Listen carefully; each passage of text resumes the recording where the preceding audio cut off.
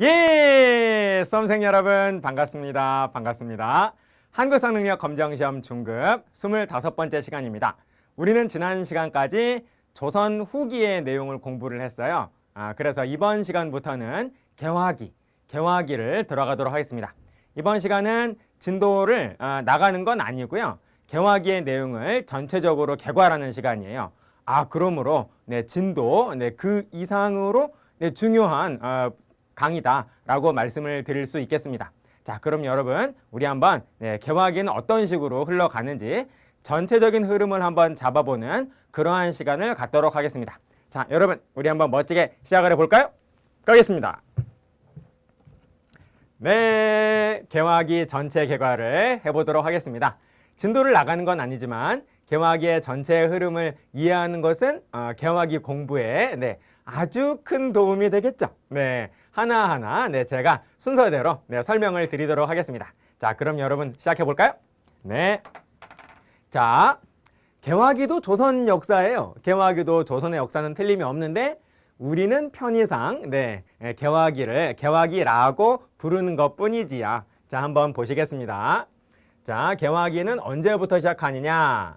1863년부터 시작을 한다라는 겁니다. 1863년. 이 연도는 기억이 나면 굉장히 좋겠죠. 1863년 바로 고종이 조선의 제26대 군주로 즉위를 한 연도가 바로 1863년이고요.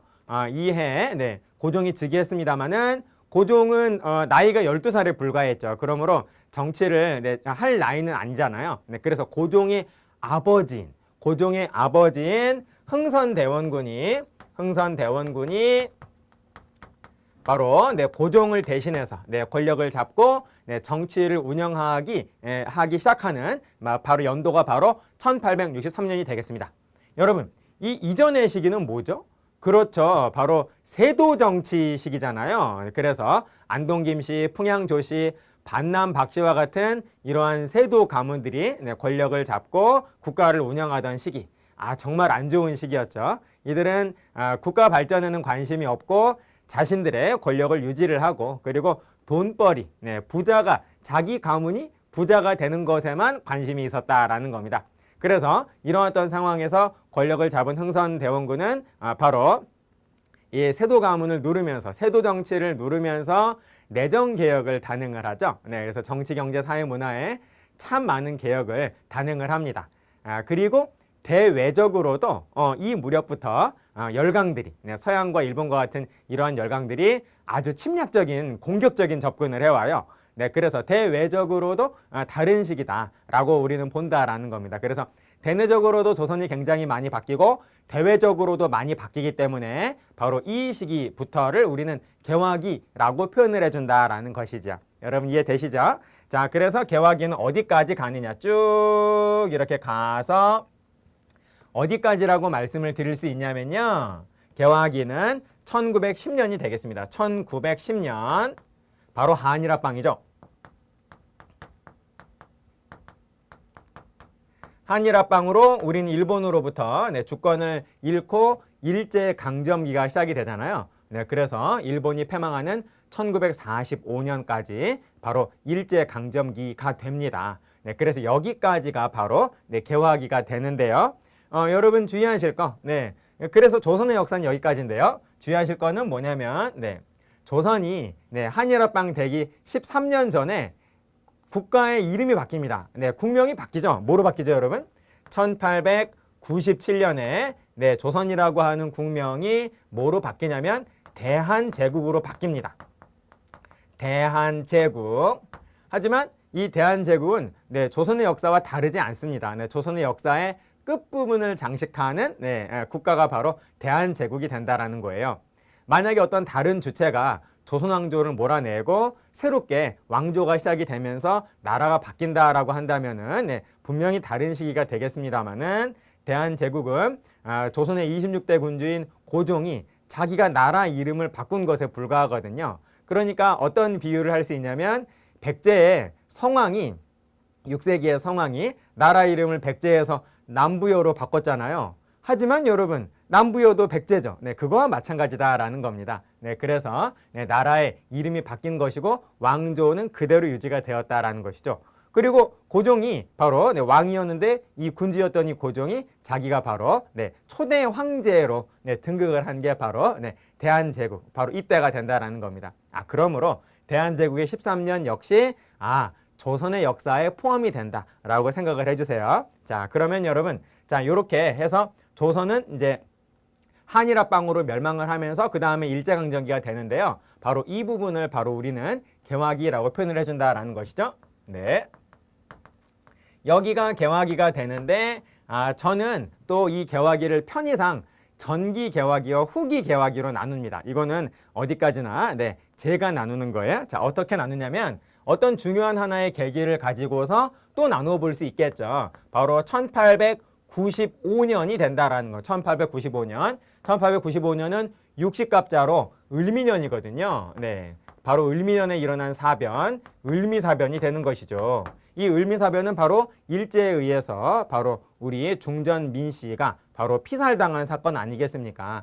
네, 그래서 을미사변을 계기로 해서 네, 고종 즉위 1863년부터 1895년 을미사변 전까지를 저는 전기개화기라고 네, 부르고요. 네, 그리고 을미사변 이후부터 네, 한일합방 때까지를 우리는 저는 후기 네, 개화기라고 이렇게 한번 명명을 했습니다. 네. 자, 그래서 개화기를 전기, 후기로 이렇게 나누었을 때, 자, 전기의 공부 내용은 대체로 어떤 것이냐라고 한다면, 당시 네, 개화기에 바로 이 시기에 조선을 주도하던 네, 지배계층은 조선을 주도하던 네, 세 개의 세력, 3세력이 있었다라는 거예요. 네, 조선의 주도 세력, 조선을 주도하던 조선의 3세력, 이 세 개의 세력이 경쟁하고 갈등하는 역사가 바로 개화기 전기의 역사다라고 말씀을 드릴 수 있다라는 겁니다. 이 조선의 3세력의 경쟁과 갈등의 역사를 공부하는 것이 바로 우리가 이 부분을 공부하는 내용이 되겠다라는 것이죠. 조선의 3세력은 무엇이냐? 바로 네, 위정척사파, 그리고 온건계하파, 그리고 급진계하파라는 겁니다. 이 세 개의 세력이 권력을 잡고 그리고 권력을 계속 유지하면서 확장시켜 나가는 과정에서 다른 파벌과 네, 싸우면서 여러 가지 사건, 사고가 일어나거든요. 그것이 바로 우리의 네, 공부의 출제의 포인트가 되는 것이고, 그리고 또 그 사건은 다음 사건의 또 배경이 된다라는 겁니다. 그래서 계속 사건과 사고로 이렇게 경쟁과 갈등의 관계에서 네, 계속 이렇게 꼬리에 꼬리를 물고 연결이 되는 부분이 바로 전기개화기가 내용이 된다라고 볼 수 있겠고요. 자, 그 다음은 어떤 내용이냐면요. 이 을미사변을 계기로 해서 이러한 세 개의 조선의 세력의 경쟁과 갈등은 의미가 없어지게 된다는 겁니다. 이유가 뭘까요? 이 을미사변 이후부터는 일본의 탄압이 정말 심해지거든요. 네, 그래서 이 을미사변 이후부터는 어느 세력이 됐건 간에 그냥 일본으로부터 일방적으로 당해요. 네, 그래서 이 이후에 네, 후기의 내용은 어떤 내용이 되냐면 일본의 탄압, 일본의 일방적인 탄압, 계속 우리의 조선의 그리고 대한제국의 국권을 계속 야금야금 네, 무엇인가를 뺏어가는 네, 그런 어떤 과정이 이제 본격적인 게 개화기 후기의 모습이 되겠고요. 이 일본의 탄압의 내용도 하나의 네, 출제 포인트가 된다고 볼 수 있습니다. 그리고 그것보다 더욱더 중요한 것은 우리가 이러한 일본의 탄압, 일본의 이러한 어떤 국권 침탈에 맞서서 그냥 가만히 있었느냐, 그건 결코 아니다라는 거예요. 우리도 뭔가 아주 강력한 저항을 했겠죠. 네, 그래서 이 일본의 탄압에 맞선 우리의 저항, 우리 민족의 저항, 네, 이것이 어쩌면 더 중요하다라고 볼 수 있겠어요. 그 저항이 바로 이제 후기의 모습이 되는데요. 이 저항은 크게 네, 무력투쟁과 평화투쟁, 이렇게 두 종류로 나누어 볼 수가 있다라는 겁니다.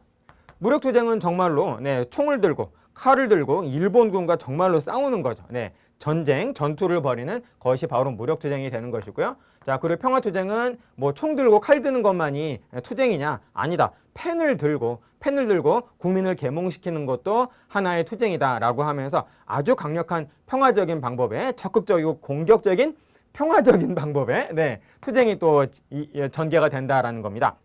그래서 여러분 이 한일합방 때까지 일제강점기 시작할 때까지 바로 이러한 무력투쟁과 평화투쟁의 두 개의 흐름이 있는데 이러한 무력투쟁은 우리가 보통 뭐라고 표현을 하냐면요.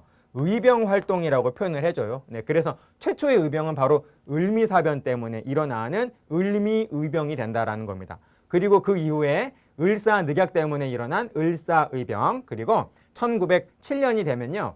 고종 황제가 강제로 일제에 의해서 쫓겨나게 되거든요. 그래서 그것이 원인이 되어서 일어난 정미의병. 1907년은 정민년이거든요. 그래서 고종 강제퇴위 그리고 이해에 군대, 대한제국의 군대까지 강제 해산되고 맙니다. 그래서 이 두 가지가 원인이 되어서 정민년, 1907년에 일어난 의병이 바로 정미의병이 된다라는 거죠. 그래서 우리는 이 의병 활동을 공부하면서 을미의병, 을사의병, 그리고 정미의병 이렇게 세 개의 큰 의병을 우리는 정리하게 된다라는 겁니다. 자, 그리고 평화적인 방법에 이 당시의 저항은 우리가 뭐라고 얘기를 하냐면요. 이름이 조금 긴데요. 애국 계몽운동이라고 한다라는 겁니다. 국민을 계몽시켜서 바로 일본으로부터 벗어나려고 하는 그러한 운동이 바로 평화적인 방법의 투쟁이 되겠어요. 자, 그래서 여러분 이런 어떤 노력을 하였으나 결국 한일합방은 되고 말았죠. 그래서 그 다음부터는 일제강점기로 가게 된다라는 겁니다. 일제강점기로 이렇게 쭉 가게 되는데요. 자, 그래서 여기까지를 우리 일제강점기라고 한다면요. 일제강점기는 1945년 바로 일본이 태평양 전쟁을 일으켰다가 연합군한테 무조건 항복한 게 바로 1945년 8월 15일이잖아요. 네, 그래서 일본은 패망하고 그리고 패망한 일본의 식민지였던 우리나라는 다시 주권을 되찾습니다. 다시 광복, 해방을 맞이하게 된다라는 거예요. 그래서 여기까지가 바로 일제강점기가 된다라는 겁니다. 자, 요렇게가 우리는 일제강점기가 되는데요. 가급적이면 일제강점기의 시작과 끝은 연도를 좀 기억해 주시길 바라겠습니다. 1910년부터 1945년까지예요. 자, 그런데 일제강점기는 미리 한번 흐름을 한번 말씀을 드려보자면 일제강점기의 이 기간 동안은 3등분이 됩니다. 3등분. 어떻게 3등분이 되냐면요. 요렇게 나눠가지고 1919년 그리고 1931년 요렇게 두 개의 연도를 기준으로 해서 요렇게 앞에 하나의 시기, 다음에 중간에 또 하나의 시기, 그리고 마지막에 31년부터 45년까지 마지막 세 번째의 시기 이렇게 나누게 된다라는 거죠. 그래서 이 앞에 1910년부터 1919년까지를 우리는 뭐라고 대체로 표현을 하냐면 일제강점기 1910년대 이런 식으로 표현을 하고요. 그리고 1919년부터 1931년까지를 우리는 1920년대라고 표현을 해주고요. 그리고 31년부터 45년까지 여기는 30년제가 거의 다 들어가고 그리고 1940년대도 절반이나 들어가기 때문에 45년까지 그렇기 때문에 여기는 뭐라고 표현을 하냐면요. 1930년대 이후 글자 보이시나요? 1930년대 이후라고 표현을 합니다. 그래서 일제강점기는 3등분이 되는데 1910년대, 1920년대, 1930년대가 된다라는 것이죠. 도대체 이것이 무엇이길래 바로 이렇게 나누어지게 되느냐. 1919년 3.1운동입니다. 자, 그리고 1931년은 만주사변이에요. 자, 이것은 무엇을 기준으로 나눈 거냐면요. 일제강점기에 우리 민족을 통치한 일본의 일제 최고 기관 이름이 뭐죠? 조선총독부죠. 그 조선총독부가 우리를 통치한 방식이 이렇게 세 개가 된다라는 거예요. 그래서 처음에 통치 방식이 3.1운동을 계기로 해서 바뀌고 그리고 1931년 만주사변을 계기로 해서 일본의 통치 방식이 또 바뀝니다. 여러분 만주사변이라고 하는 건 무슨 말이냐면요. 일본이 만주로 쳐들어간 사건이에요. 쉽죠. 일본이 만주로 쳐들어간 사건을 바로 만주사변이라고 합니다. 그리고 1년 후에 1932년에는 만주를 완전히 일본이 장악을 해가지고 만주국이라고 하는 일본의 식민지 국가 하나를 일본이 건국을 해버려요. 그래서 그 이후부터는 만주 역시 일본의 손아귀에 들어가게 된다라는 겁니다. 자, 아무튼 여러분 이렇게 3등분이 돼요. 좀 더 세부적인 이야기는 제가 일제강점기 들어가면 말씀을 좀 드리겠고요. 자, 그래서 일제강점기의 공부 내용은 일단 각각의 시기별, 각각의 세 개의 시기별 일본의 조선 총독부의 일본의 통치 방식이 어떻게 바뀌느냐라고 하는 거를 먼저 공부합니다. 살짝 말씀을 드리자면 1910년대는 무조건 우리를 폭력으로 통치했어요. 네, 무조건 우리를 아주 강하게 강압적으로 협박하고 폭력을 쓰는 그런 어떤 굉장히 강압적인 통치를 했다라는 겁니다. 그래서 그게 잘 될 줄 알았는데 우리가 고분고분해지는커녕 3.1운동이라는 거국적인 민족운동을 전개하거든요. 그래서 3.1운동을 계기로 해서 바로 조선 총독부는 생각을 바꾸게 된다는 거죠. 이 민족은, 우리 한국 민족은 이런 식으로 폭력적으로 통치를 한다라고 해서 되는 민족이 아니구나라고 하면서 1920년대는 어떤 식으로 통치 방식을 바꾸냐면 아주 가증스러운 스마일 작전으로 바꿉니다. 네, 그래서 조선, 너희를 우리는 정말로 사랑해. 사랑해 그러면서 이 조선 총독부가 바로 1920년대에는 우리를 스마일 작전으로 통치를 하려고 했었던 그러한 시기가 바로 중간에 1920년대가 되는 거고요. 다음에 만주사변, 이 만주사변을 계기로 해서 일본은 침략전쟁을 시작을 해요. 그래서 만주사변 이후에 중일전쟁, 그리고 그 이후에 태평양전쟁, 그래서 일본의 침략전쟁의 신호탄이 바로 만주사변이 되거든요. 그래서 이제는 더 이상 만주사변이 시작한 이후부터는 더 이상 스마일 작전과 같은 그런 어떤 가증스러운 가면을 계속 쓸 수가 없었던 겁니다. 그래서 가면을 확 벗어던지면서 그래, 나 원래 악마 같았어 그러면서 가장 우리를 괴롭혔던 가장 그 악마 같은 그런 어떤 통치를 했었던 시기가 바로 1930년대 이후의 모습이 된다라는 것이죠. 자, 그래서 1910년대를 무단 통치, 1920년대를 일명 문화 통치라고 하는데요. 이거는 일본이 우리한테 내건 표가 되는 거고 자기들이 문화적으로 통치하겠다라고 하면서 내건 거고 실상은 그렇지 않다라는 겁니다. 그래서 1920년대는 실제로는 민족 분열 통치였다라고 보통 얘기를 하고요. 다음에 1930년대 이후는 아주 그냥 우리를 그냥 거의 죽음으로 몰아넣었던 시기예요. 그래서 이 시기를 우리는 뭐라고 표현을 하냐면 민족 말살 통치라고 표현을 해준다라는 겁니다. 그래서 각각의 시기별 일본의 통치 방식을 공부하는 것이 이제 일제강점기의 시작이 되는 것이고요. 이것보다 더 중요한 것은 바로 저항입니다. 우리가 일제강점기에 어떤 저항을 하였는가. 한마디로 여러분 뭐라고 말할 수 있죠? 독립운동이죠. 그래서 일제강점기는 독립운동을 공부한 것이다 라고 해도 결코 과언이 아니다라는 거예요. 일제강점기의 공부 내용의 한 90% 이상이 바로 우리의 독립운동입니다. 그런데 우리의 독립운동 역시 무력투쟁과 평화투쟁으로 또 나누어 볼 수가 있다라는 겁니다. 그래서 무력투쟁은 개화기 때의 의병을 계승한 뭐가 되냐면 독립군 활동이 되고요. 독립군 활동이 되고, 그리고 개화기 때의 평화투쟁인 애국개몽운동은 일제강점기에 뭐라고 불리게 되냐면요. 민족실력 양성운동이라고 부르게 된다는 겁니다. 실력 양성운동. 이렇게 얘기해 볼 수가 있겠어요. 다만 여러분, 이와 같은 명칭은 시기적으로 나눈 것에 불과하지, 의병과 독립군이 본질적으로 어떤 그 측면에서 다른 것은 결코 아닙니다. 그래서 개화기 때 의병하시던 분이 살아남으신 분이 일제강점기에 독립군 활동을 하시는 거죠. 그리고 개화기 때 애국개몽운동 하셨던 분이 일제강점기에는 실력 양성운동을 하신 거죠. 그러므로 자, 이러한 용어는 역사가들의 이제 평가에 따라서 편의상 명칭을 붙인 것이지 본질적으로 다른 것은 아니다라고 말씀을 좀 드리고 싶네요. 그러니까 도선 안창호 선생님이 개화기 때에는 애국개몽운동 하셨고, 그리고 그 이후에 일제강점기에는 실력 양성운동을 하신다. 이렇게 생각을 하시면 되겠다라는 것입니다. 여러분 이해되십니까? 좋습니다, 여러분. 자, 그럼 조금만 더 우리 가보면, 자, 이쪽으로 한번 가보도록 하죠. 현대. 자, 여기가 현대인데요. 해방 이후가 우리는 통째로 현대가 됩니다. 그래서 이렇게가 현대가 되고, 지금 우리가 살고 있는 이 현재까지가 바로 현대가 되겠죠. 자, 그런데 이 현대에는 또 공부할 내용이 어떤 거가 있냐면요. 자, 일단 여러분 1945년 8월 15일에 우리는 해방, 광복을 맞이했는데요. 우리는 지금 대한민국에서 살고 있죠. 이 대한민국은 1945년 8월 15일 해방되자마자 바로 정부가 수립되었느냐? 아니라는 겁니다. 그렇지 않습니다. 대한민국 정부 수립은 그로부터 어느 정도 시간이 흘러간 다음에 정부 수립이 된다라는 거예요. 이 정부 수립일은요. 일부러 광복절에 맞췄어요. 일부러 8월 15일로 딱 맞췄습니다.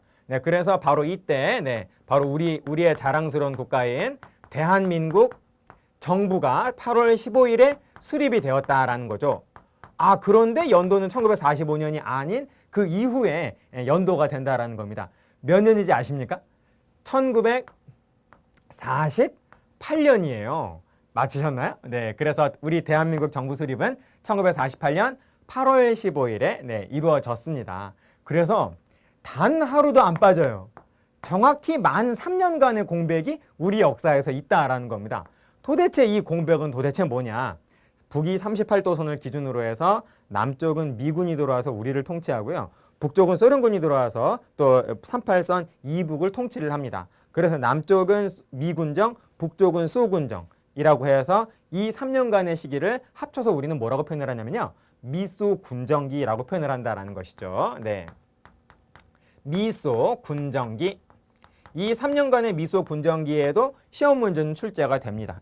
이 미소군정기야말로 대한민국 정부가 수립되어가는, 대한민국 정부가 이제 태동되어가는 그 과정이라고 볼 수가 있겠거든요.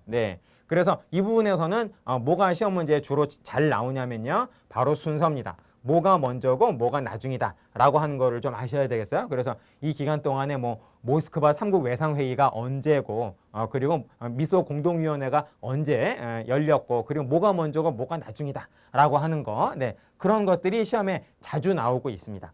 그래서 그런 어떤 미소군정기를 거친 다음에 대한민국 정부가 수립이 되었는데 이 최초의 대한민국 정부의 최초의 정부는 바로 대통령이 이승만 대통령이 되잖아요. 초대 대통령이. 그래서 이승만 정부가 바로 시작이 됐는데 이 이승만 정부가 시작되자마자 아름다운 그 민주주의의 꽃을 피웠느냐?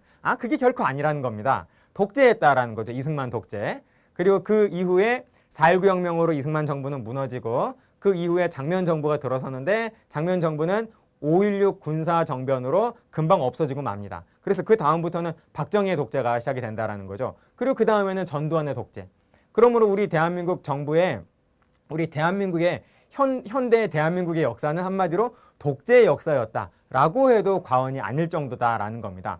그래서 각 정부별로 어떤 독재가 있었는가라고 하는 것이 우리의 또 공부 내용이 되겠고요. 그리고 독재뿐만이 아니라 그 독재만 한 것이 아니라 물론 또 좋은 것도 있었죠. 그런 것도 같이 공부합니다.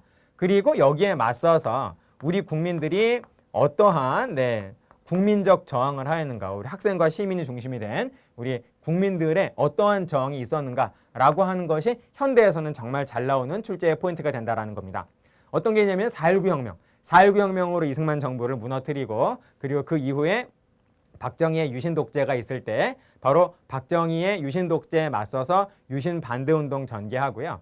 그리고 또 전두환 노태우가 그 12.12 사태를 일으켜서 바로 군사 정변 쿠데타를 일으켜서 또 권력을 잡았을 때 거기에 맞서서 5.18 광주 민주화 운동 그리고 그 이후에 6월 민주항쟁과 같은 그러한 저항들이 쭈루룩 있죠. 그런 어떤 그 국민들의 저항은 뭐 적어도 한 문제는 나와도 전혀 이상할 것이 없는 각각 한 문제씩 나올 수 있는 아주 중요한 출제의 포인트가 되겠습니다. 자, 그리고 그 외에도 또 여러 가지 출제의 포인트가 있는데요. 바로 경제. 우리가 어떻게 경제 발전을 하였는가라고 하는 것도 우리가 공부를 좀 해줘야 할 내용이 되겠고요. 그리고 대한민국 정부가 수립된 이후에 2년 만에 우리는 민족 상전의 비극을 겪잖아요. 바로 북한하고 우리 싸우지 않습니까? 6.25 전쟁. 6.25 전쟁도 한 문제 정도는 충분히 나올 가능성이 있다라는 겁니다. 그리고 우리는 분단의 국가이기 때문에 지금 계속 그 통일을 위한 노력을 하고 있잖아요. 그래서 통일과 관련된 이러한 정책도 우리의 정책도 얼마든지 나올 수 있다라는 겁니다. 대체로 50번 문제가 우리 한능검의 1번부터 50번까지 문제 가운데에서 50번, 제 50번 문제가 바로 통일 관련된 문제로 이렇게 끝을 맺고 있는데요. 이런 식으로 전개가 된다라는 것이죠. 자, 그래서 전체적으로 개화기부터 일제강점기 현대에 대해서 제가 한번 이런 식으로 시험 문제가 주로 나온다라고 하는 말씀을 드렸는데요. 자, 얼른 지우고 이제 개화기를 본격적으로 제가 얼른 쭉 순서대로 주요한 사건만 적으면서 개화기의 전체 흐름을 한번 잡아보도록 하겠습니다. 좋아요, 여러분. 자, 그러면 자, 개화기 1863년 여기서부터 이제 시작을 하게 되는데요. 자, 개화기는 1863년부터 1910년 한일합방 때까지가 바로 개화기가 되겠죠. 하나씩 중요한 사건을 중심으로 해서 한번 제가 말씀을 드려보도록 하겠습니다. 네, 1863년 네, 바로 고종이 즉위했고 그보다 더 중요한 것은 흥선대원군이 네, 집권을 했다라고 하는 것이 어쩌면 더 중요한 사실이 되겠죠. 그래서 흥선대원군은 언제까지 권력을 잡게 되냐면요. 정확히 권력이 10년 갑니다. 10년. 네, 그래서 63년에서 10년을 더하시면 네, 1873년이 되잖아요. 그래서 여기에 바로 1873년에 바로 흥선대원군은 퇴진, 쫓겨나게 된다라는 것이죠. 네, 쫓겨나게 된다라는 것이에요. 물론 이 기간 동안에 우리가 흥선대원군의 대내 정책을 공부를 하게 될 텐데요. 흥선대원군의 대외 정책은 뭡니까? 무엇으로 일관했죠? 통상수교 환영? 통상수교 거부. 뭔가요? 통상수교 거부 정책으로 일관을 하지 않았습니까? 그래서 이 기간 동안에 흥선대원군의 기본적인 전혀 절대 변하지 않았던 네, 이 대외 정책은 외국과의 열강과의 통상수교를 거부하는 정책으로 일관했다. 어느 나라가 찾아오든지 간에 그냥 네, 무조건 막기만 했다라는 거죠. 거부만 하니까 바로 이때 서양의 두 나라하고 충돌을 맺으면서 서양의 두 나라와 이 기간 동안에 전쟁을 벌이잖아요. 그걸 우리는 뭐라고 표현을 하냐면 양요라고 표현을 하잖아요. 그래서 통상수교 거부 정책으로 인해서 두 번 우리는 싸웁니다. 1866년에 프랑스하고 싸워요. 그 조선과 프랑스와의 전쟁을 우리는 뭐라고 표현을 하냐면 병인 양요라고 표현을 한다라는 겁니다. 조선과 프랑스와의 전쟁이고요. 그리고 5년 후에 1871년에는 이번에는 누구랑 또 싸우죠? 미국하고 싸우죠. 이 미국과의 싸움을 우리는 뭐라고 표현을 하냐면 신미양요라고 우리는 표현을 해주죠. 그래서 네, 이 신미양요는 미국과 조선과의 전쟁이었고 그리고 병인양요는 미국과 프랑스와의 전쟁이었다라는 겁니다. 역시 병인 신미양요도 한 문제로 네, 나올 가능성이 있다라는 겁니다. 병인양요가 나올 수 있고 신미양요도 나올 수 있겠고요. 또 네, 합쳐서 한 문제로 나올 가능성도 있다라는 것이죠. 자, 그러면 여러분 흥선대원군 퇴진 이후의 사실을 한번 말씀을 드려보면요. 여러분 흥선대원군이 이때 권력을 잃으면 누군가는 권력을 잡겠죠. 흥선대원군을 몰아내고 권력을 잡은 새로운 세력은 누굽니까? 바로 중전민씨죠. 중전민씨. 네, 고종이 직접적인 어떤 정치에 나서게 된 것은 중전민씨가 죽은 을미사변 이후부터다라고 말을 할 수가 있다라는 겁니다. 자, 고종은 나이가 어렸고 고종이 나이가 어린 동안에 권력을 잡고 있었던 인물은 고종의 아버지인 흥선대원군이었다라는 거예요. 네, 그리고 고종의 네, 아내인 중전민씨, 보통 줄여서 민비라고도 표현을 하잖아요. 네, 그리고 고종이 나중에 1897년에 대한제국을 건국을 하면서 바로 고종은 황제가 되고 죽은 중전민씨는 명성황후로 추존이 됩니다. 그러므로 중전민씨, 이 민비와 명성황후는 같은 그런 용어가 되겠죠. 자, 아무튼 여러분 흥선대원군이 이때 10년 동안 권력을 잡고 있다가 흥선대원군이 이제 권력을 잃게 되자 누가 권력을 잡게 되냐면 그 이후에 중전민씨가 권력을 잡게 된다라는 겁니다. 이 민씨는 중전민씨는 자기 친척들, 자기 친척 동생, 뭐 친척 오빠, 아무튼 여러분 이 시기에 우리가 공부하는 민땡땡은 전부 다 중전민씨의 친척들이에요. 친척 오빠 아니면 친척 동생들이라는 겁니다. 네. 자, 그래서 이 민땡땡이 흥선대원군 퇴진 이후에 권력을 잡는 사람들이다라는 겁니다. 아, 그래서 이 민땡땡들을 한마디로 우리가 뭐라고 표현을 하냐면요. 민씨 세력 또는 뭐 민씨 일파 뭐 이런 식으로 표현을 해준다라는 거죠. 그래서 1873년 이후부터는 바로 집권 세력은 민씨 세력, 민씨 일파가 된다라고 여러분 이해를 해주시면 되겠어요. 자, 그래서 흥선대원군이 퇴진이 되었는데 흥선대원군이 퇴진되면서 당연히 흥선대원군의 대외 정책인 통상수교 거부 정책도 퇴진을 당하게 되겠죠. 네, 그래서 거부 정책이 퇴진당하면서 그에 대한 역작용으로 반작용으로 당연히 네, 조선 내에서는 개화의 분위기가 생겼을 겁니다. 네, 그게 이제 그런 어떤 상황에서 그때 가장 먼저 우리 조선에게 강하게 접근을 해온 나라가 바로 다름 아닌 일본이었다라는 거죠. 네, 그래서 우리는 일본과 처음으로 이런 개화의 개방의 분위기 속에서 일본과 처음으로 근대적인 조약을 체결을 하게 된다라는 겁니다. 서양식 근대적 조약을 체결하게 되는데 그게 바로 그 다음 우리 공부 내용이에요. 1876년 그 조약을 어디서 체결하냐면 강화도에서 체결하죠. 그래서 여러분 그것을 우리는 뭐라고 표현을 하죠? 강화도 조약이라고 표현을 해준다라는 겁니다. 네. 그래서 강화도 조약의 내용 우리가 다음 강의에서 또 공부를 하겠습니다만은 여러 가지가 있는데 강화도 조약의 내용은 가장 강화도 조약의 역사적 의의는 뭐니 해도 이겁니다. 강화도 조약을 계기로 해서 조선은 그 전까지는 문이 닫혀 있는 나라였어요. 개방이 안 된 폐쇄적인 국가였다라는 겁니다. 무조건 문 닫고 그냥 그 안에서 꽁꽁 숨어 있는 그러한 국가였는데 비밀의 나라였는데 이제 강화도 조약을 계기로 해서 우리는 문을 열었다라는 거죠. 들어오세요라고 하면서 문을 열게 되었다라는 겁니다. 강화도 조약을 계기로 해서 바로 우리는 문을 열게 되었다. 개방을 했다. 어쩌면 강화도 조약의 가장 중요한 역사적 의의라고 말씀을 드릴 수가 있겠다라는 겁니다. 그래서 우리는 강화도 조약 이후부터 개방을 하게 되면서 바로 개방 이후에 우리도 근대화가 되어야겠다라고 하는 개화 정책을 아주 강하게, 이때는 아주 적극적으로 강하게 추진을 하게 된다라는 것입니다. 그래서 우리는 개화 정책을 추진하면서 참 많은 정책들이 나오게 되는데요.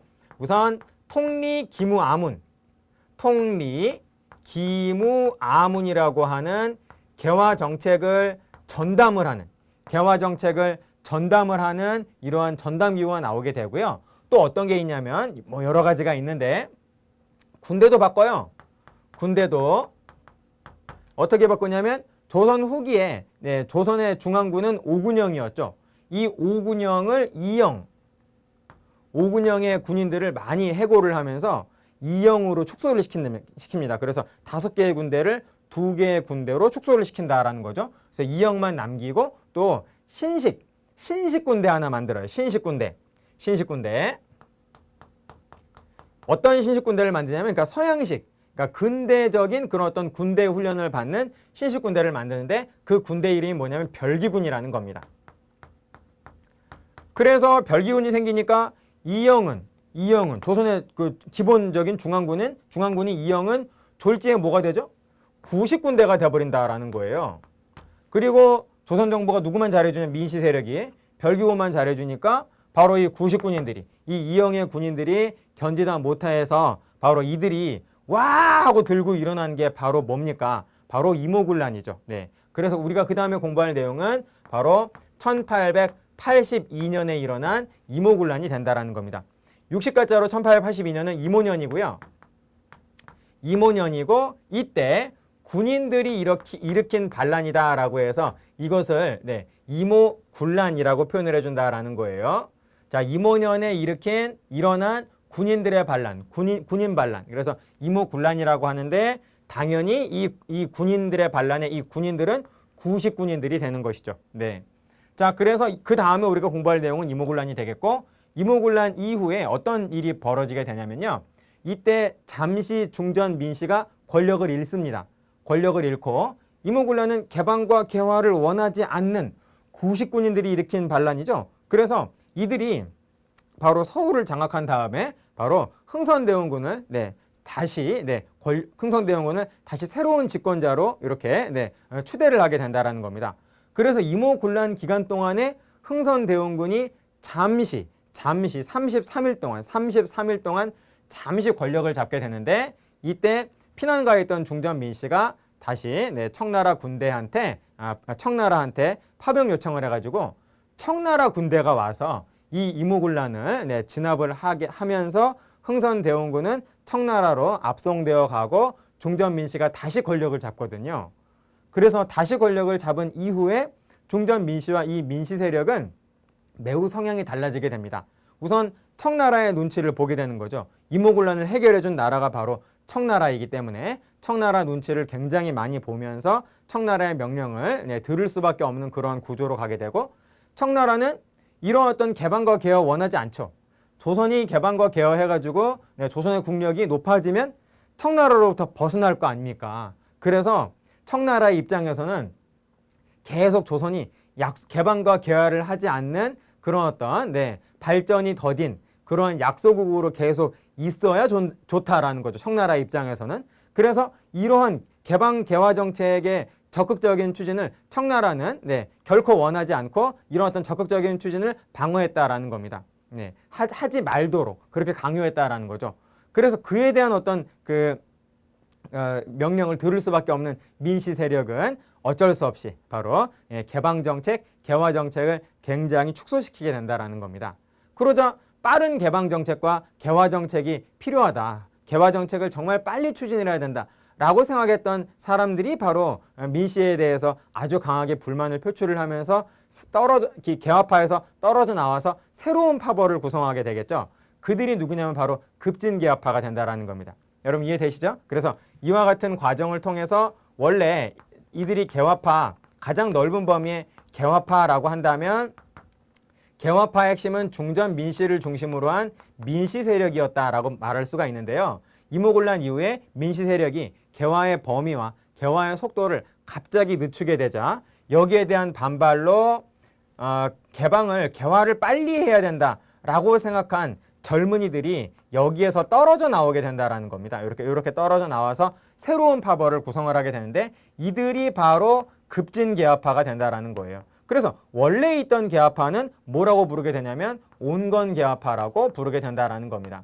하지만 권력은 민씨가 갖고 있죠. 이들이 갖고 있죠. 그래서 이 온건개화파가 가지고 있는 이 권력을 빼앗고 급진적인 그런 어떤 전면적인 개화 정책을 추진을 해가지고 새로운 국가를 만들려고 했었던 바로 이들을 몰아내기 위해서 바로 정변을 일으키게 되죠. 그게 1884년 이게 60갑자로 갑신년입니다. 갑신년. 그래서 갑신년 때 바로 이들이 이 급진개화파가 온건개화파를 몰아내기 위해서 바로 정변을 일으키게 되니 이 정변을 우리는 뭐라고 표현을 하게 되냐면 갑신정변이라고 표현을 하게 된다라는 겁니다. 여러분 이해되시죠? 하지만 이 급진개화파의 갑신정변은 3일 만에 실패로 끝나게 되잖아요. 그래서 이들은 성공하지 못하고 그 이후에도 민씨 세력이 계속 권력을 잡게 되는데, 자, 그 다음에 우리가 공부할 내용은 뭐냐면 1894년이 된다라는 겁니다. 1894년에 바로 아주 중대한 사건이 3개가 일어나게 되는데요. 자, 제일 먼저 동학농민운동이에요. 동학농민운동의 전개 과정 우리 또 공부하게 되고, 그 다음에 동학농민운동과 함께 1894년에 중대한 사건이 또 있습니다. 그게 뭐냐면, 자, 이렇게 한번 외워보세요. 자, 동청갑으로 한번 외워보시길 권합니다. 동청갑으로. 동학농민운동 동청 이렇게 갑이 된다라는 거죠. 동청갑. 연도만 같은 게 아니라 이 3개의 중요한 사건은 모두 세트입니다. 청은 뭐냐면 청일전쟁. 청나라와 일본이 싸운 거죠. 목적은 조선의 주도권을 놓고 청나라와 일본이 싸운 전쟁이 바로 청일전쟁이 된다라는 겁니다. 조선의 주도권은 내내 청나라가 쥐고 있었는데 바로 일본이 도전을 해가지고 누가 승리하냐면 일본이 승리하게 되는 것이죠. 다음해인 1895년에 승리합니다. 아무튼 여러분, 자, 그리고 일본의 강요에 의해서 조선은 바로 갑오개혁이라고 하는 개혁을 시작을 하게 된다라는 것이죠. 자, 아무튼 여러분 청일전쟁에서 누가 승리하냐면 일본이 승리해요. 그래서 그 다음은 1895년이 된다라는 겁니다. 1895년 청일전쟁이 끝나고 승리한 일본과 패배한 청나라가 어디에서 조약을 맺게 되냐면 일본의 항구인 시모노세키에서 조약을 맺어요. 그래서 이 조약을 뭐라고 표현하냐면 시모노세키 조약이라고 합니다. 이 시모노세키 조약에서 승리한 일본은 패배한 청나라한테 굉장히 많은 배상금과 함께 청나라의 영토를 빼앗게 되죠. 2군데를 빼앗게 되는데요. 타이완섬, 대만하고 그리고 요동반도, 랴오둥반도라고도 하죠. 요동반도를 빼앗게 된다라는 겁니다. 그런데 이때 타이완섬을 빼앗게 되는 거는 성공을 해요. 그런데 요동반도는 다른 나라가 일본이 청나라한테서 요동반도 빼앗는 거를 반대한 나라가 있어서 결국 다시 요동반도는 빼앗았다가 다시 돌려주게 되는데 바로 그 다른 나라가 누구냐면 세 나라입니다. 러시아, 프랑스, 독일이라는 거죠. 특히 러시아가 요동반도를 차지하기 위해서 굉장히 노력하고 있었는데 갑자기 일본이 덜컥 요동반도를 빼앗게 되니까 러시아 그것을 원하지 않았던, 그러니까 동아시아에서 일본이 갑자기 입지가 커지는 것을 원하지 않았던 다른 두 나라 프랑스, 독일을 끌어들여 가지고 러시아, 프랑스, 독일 이 세 나라가 연합을 해서 바로 일본한테 아주 강한 협박을 하게 됩니다. 뭐라고 협박을 하게 되냐면 지금 청나라로부터 빼앗은 요동반도를 다시 청나라한테 돌려줘라. 돌려주지 않으면 우리 세 나라가 일본을 공격을 하겠다라고 한 아주 강한 협박을 하게 된다는 거예요. 그러자 이 세 나라의 아주 강한 간섭에 결국 일본은 견딜 수가 없어서 다시 청나라한테 요동반도를 반납을 하게 된다는 겁니다. 이 사건은 우리 한마디로 뭐라고 표현을 하냐면요. 삼국이 러시아, 프랑스, 독일 세 나라가 일본한테 아주 강하게 간섭했다라고 해서 이것을 바로 삼국 간섭이라고 한다라는 겁니다.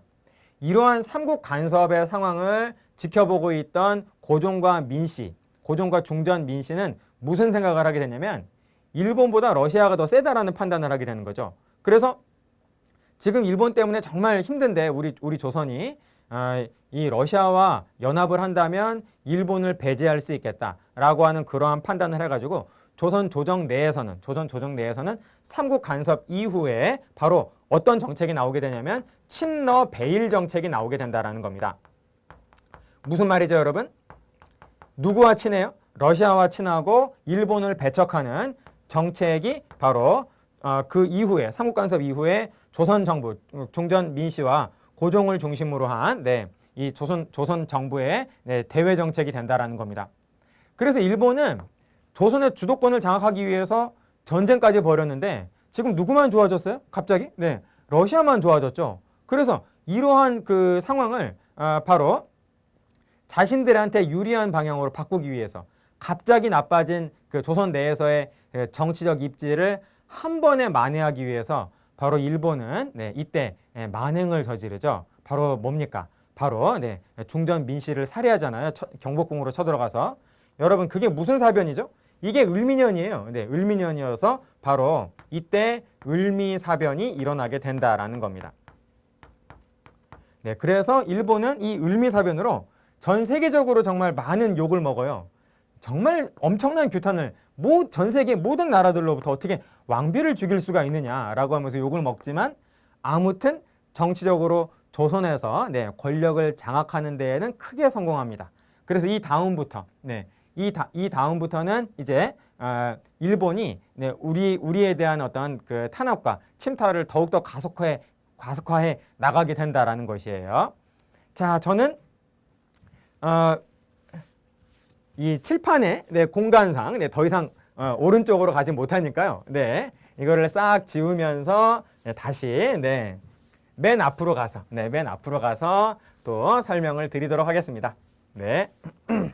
자, 여러분 이쪽을 보시고 자, 그래서 그 이후에 어떤 상황이 되냐면 자, 1896년이 됐어요. 고종은 아내가 죽었죠. 중전 민씨가 죽었고요. 그리고 그래서 일본에 대한 아주 그 심한 아주 강력한 증오심, 견딜 수 없는 증오심과 함께 그리고 나 또한 언제 일본이 경복궁으로 쳐들어와 가지고 요놈들이 쳐들어와서 나 또한 죽을지도 모르겠다라고 하는 신변의 위협을 느꼈습니다. 그때 바로 경복궁 바로 옆에 경복궁에서 한 110m 정도 떨어진 바로 옆에 러시아 공사관이 있었거든요. 러시아 공사가 계속 고종을 찾아와 가지고 경복궁 바로 옆에 있는 러시아 공사관으로 거처를 옮기시라. 그러면 일본이 러시아하고 전쟁을 벌일 그런 어떤 마음을 먹기 전까지는 절대 일본이 경복궁 안으로는 들어왔지만 러시아 공사관 안으로는 못 들어온다라고 했다라는 겁니다. 고종이 그런 어떤 러시아 공사의 제의를 받아들여서 바로 1896년에 초에 러시아 공사관으로 거처를 옮겨요. 여러분 그거를 우리 네 글자로 뭐라 그러죠? 당시 우리는 러시아를 아라사라고 불렀습니다. 한자어로. 아라사라고 불렀어요. 그래서 아라사 공간, 이게 러시아 공간입니다. 아라사 공간을 줄여서 아관이라고 표현을 하고 이 아관으로 바로 네, 고종이 임금이 거처를 옮긴 것을 파천이라고 그러거든요. 그래서 이것을 바로 뭐라고 표현하냐면 아관파천이라고 한다라는 거죠. 이 아관파천으로 고종은 러시아 공사관에서 약 1년 정도 살게 되는데요. 정확히 말씀드리면 1년 2주 삽니다. 1년하고 2주를 조금 더 살게 되는데 그냥 1년이라고 생각하시면 돼요. 그래서 다음에 돌아오거든요. 다음에 1897년에 다시 궁궐로 돌아오게 되는데 아무튼 이 아관파천 1년 동안에 가장 중대한 역사적인 어떤 의의를 찾는다라고 한다면 좋은 의의가 아니고 나쁜 의의예요. 네. 이 1년 동안에 열강의 우리 조선에 대한 이권 침탈이 이때 아주 본격화되었다라는 겁니다. 네. 왜 그러냐면 여러분 고종은 러시아 공사관에 얹혀 살죠. 네. 남의 집에 얹혀 살면 당연히 집주인 눈치 보게 되잖아요. 그래서 러시아가 뭔가 가져가겠다라고 내미는 문서는 고종이 사인을 그냥 해줬어요. 네. 그래서 뭐 나무 좀 잘라가면 안 될까요? 그러면 고종이 그래 우리나라 나무 많아 하면서 이렇게 사인해주고 물고기 좀 잡아가면 안 될까요? 네. 물고기 우리나라 많지. 뭐 또 뭐 여러 가지 뭐 지하자원 광물 좀 캐가면 안 될까? 그래 열심히 파가 그랬다라는 겁니다. 근데 러시아만 그랬느냐? 아니라는 거예요. 당시 모든 나라들은 다음 강의에서 제가 설명드리겠습니다만은 최혜국 대우라고 하는 그런 어떤 규정을 가지고 있었어요. 조약을 체결을 하면서. 그래서 최혜국 대우의 그런 어떤 그 대우를 받는 그러한 입장이었기 때문에 다른 나라들이 모두 다 달려들어 가지고 저희 나라는요? 저희 나라 최혜국이잖아요. 그러면서 저희 나라도 뭐 주세요라고 해서 정말 많은 우리나라의 천연 자원들을 이때 그냥 엄청나게 많이 가져가게 된다라는 겁니다. 여러분 이해되시죠? 그래서 열강의 이권 침탈이 굉장히 가속화된 게 바로 아관파천 1년간이었다라는 거예요. 그래서 우리는 이때 열강한테 좋은 지하자원이 이제 다 털렸다라고 말할 수 있습니다. 이 아관파천 전까지는 우리나라는 천연 자원이 아주 풍부한 나라였어요. 호주처럼. 네. 그런데 이 아관파천 이후부터는 우리나라에서 쓸만한 천연 자원은 거의 없는 상황으로 가게 된다라는 겁니다. 그래서 우리가 현대 박정희 정부 때 이제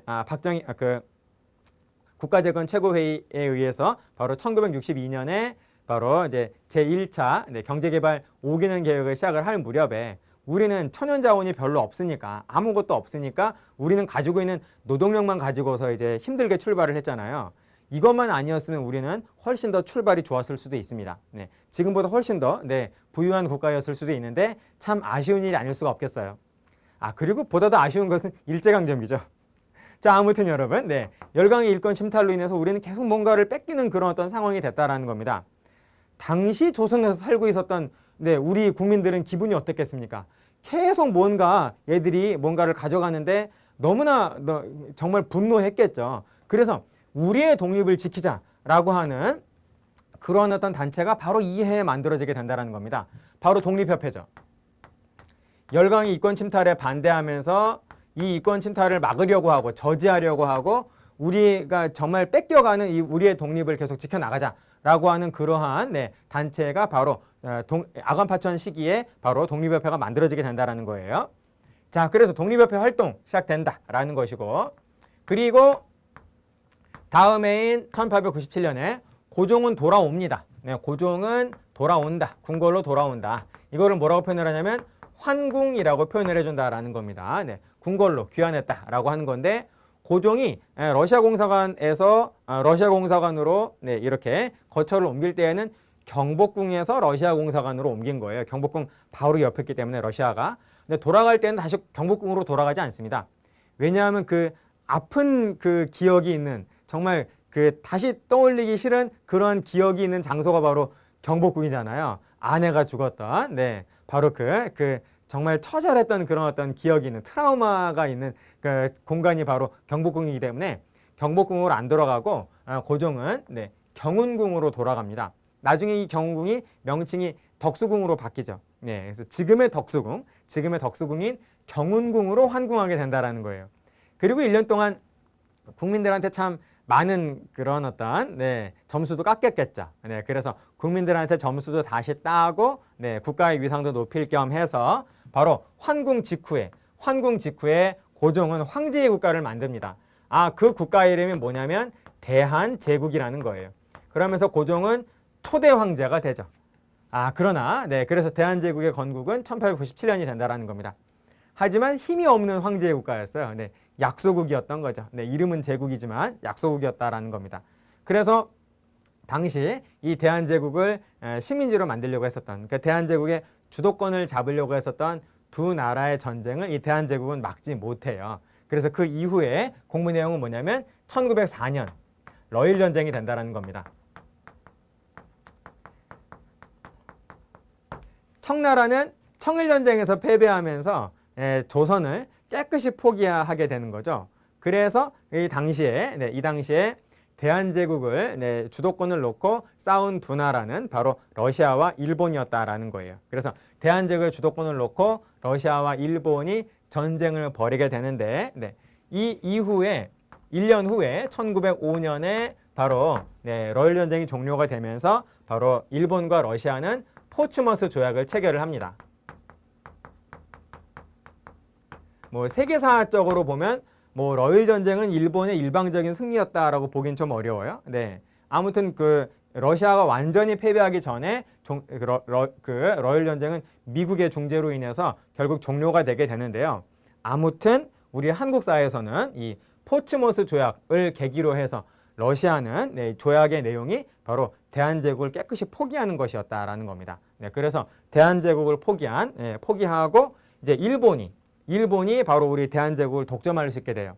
포츠머스 조약 직전에 바로 일본은 미국하고도 비밀 협약을 체결을 해가지고 일본이 대한제국을 식민지 만드는 것을 묵인받고, 그리고 영국하고도 또 협약을 체결을 해서 바로 영국으로부터도 일본이 대한제국을 식민지로 먹는 것을 인정을 받게 된다라는 겁니다.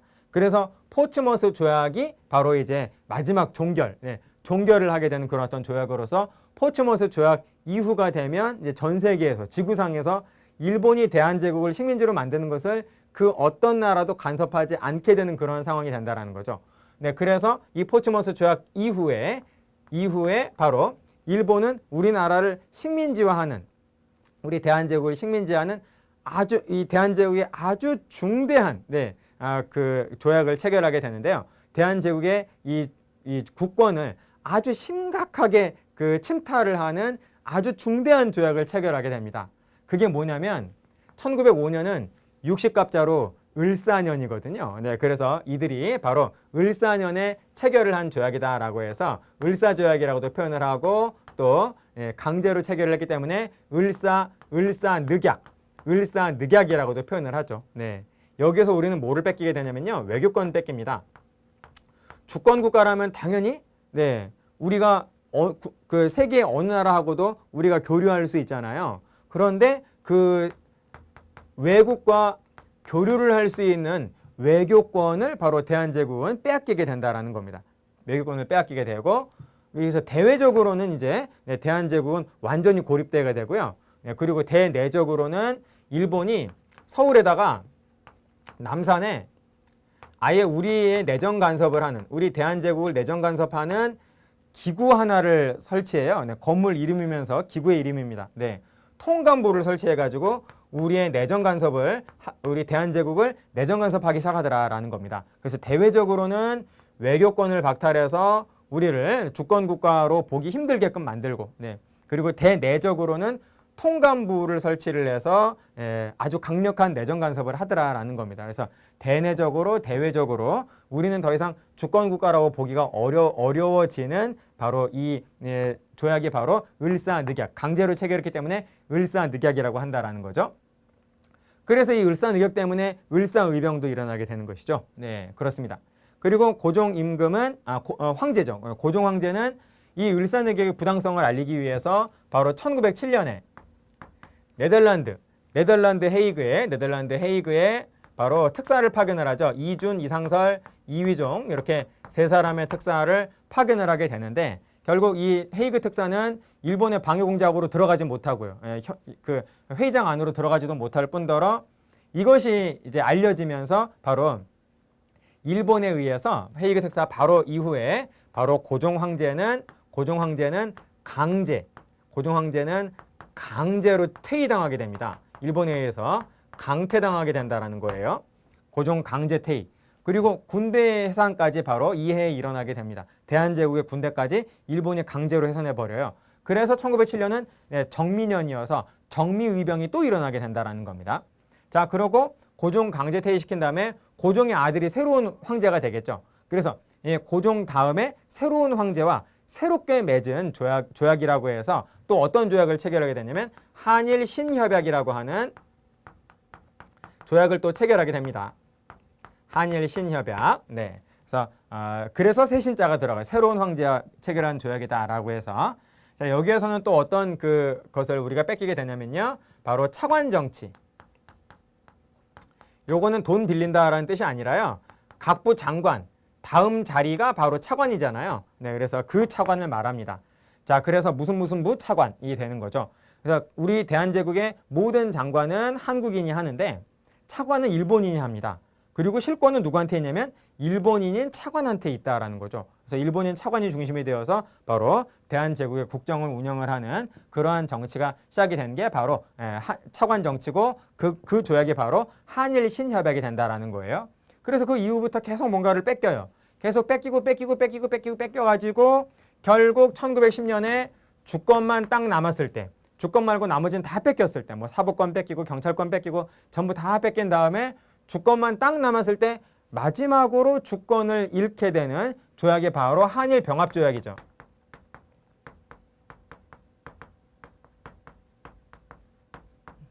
즉 대한제국과 일본이 나라를 합친다라고 하는 그러한 조약인데 합쳐서 뭐가 되냐면 일본이 되는 겁니다. 네, 그래서 대한제국은 없어져 버리는 거죠. 없어지면서 대한제국의 주권이 사라지고 우리 한반도, 우리 민족은 일본의 식민지가 되게 되는 그 조약이 바로 한일 병합 조약이고, 이렇게 한일 병합 조약이라고 하는 이런 주권을 뺏기는 조약을 잃게 되는 이 사건을 우리는 한마디로 뭐라고 표현하면 한일 합방이라고 표현을 한다는 거죠. 한일 두 나라가 나라를 합친다라고 해서 한일 합방이 된다라는 겁니다. 여러분 이해되시죠? 그래서 이때 우리는 주권을 일본한테 일제에 의해서 강제로 강탈당하게 된다라는 겁니다. 그래서 우리는 일제의 식민지가 되어가지고 1945년까지 우리의 암흑의 역사, 일제강점기가 시작이 된다라는 것이죠. 자, 그래서 여기까지가 한일합방 직전까지가 바로 우리가 개화기에서 공부할 개화기의 주요 공부 내용이 된다라는 겁니다. 그래서 우리는 그 흐름을 이렇게 쭉 한번 봤어요. 그리고 이 흐름 속에서 각각의 사건들을 하나하나 순서대로 흥선대원군부터 우리는 공부를 할 겁니다. 됐네요, 여러분. 자, 그래서 우리 이번 강의에서는 그 개화기, 일제강점기, 현대 출제의 포인트에 대해서 말씀을 드렸고요. 그리고 그 이후에 이 개화기의 전체의 흐름을 한번 살펴봤습니다. 이 흐름을 여러분 이해하시고 각각의 내용들로 들어가시면 훨씬 더 효율적이고요. 그리고 결과적으로는 시간을 더 절약하는 그런 공부가 되실 것이라 미처 의심치 않습니다. 여러분 잘 정리하셔가지고 잘 이해해 주시기를 당부를 드리겠어요. 마치겠습니다. 끝!